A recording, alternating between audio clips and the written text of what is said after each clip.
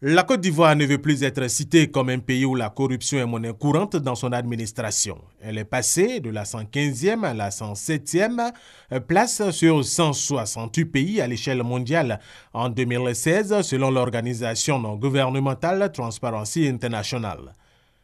Et cette année, des efforts sont encore faits au niveau de l'administration publique pour que le pays passe sous la barre de 100.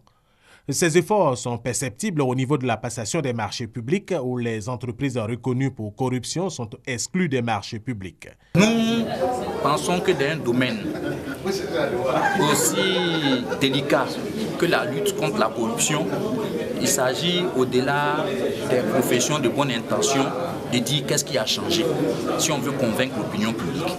Ce qui a changé, c'est qu'à ce jour, en 6 ans, l'ARMP a rendu plus de 200 décisions avec 45 annulations.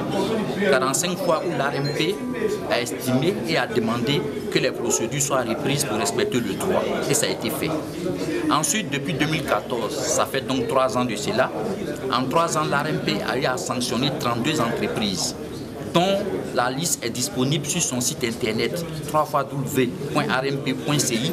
qui sont reconnus coupables de fraude ou de corruption. C'est donc des faits concrets. Cela a été démontré lors d'un déjeuner-débat organisé par des anciens étudiants de l'École supérieure de commerce et d'administration des entreprises de l'INPHB de Yamoussoukro. Pour le conférencier par ailleurs, plusieurs autres stratégies sont mises en œuvre pour réduire l'impact de la fraude dans les marchés publics à travers la formation des acteurs chaque année. À cela s'ajoute la culture de la plainte avec preuve à l'appui, les audits et même l'autosaisine.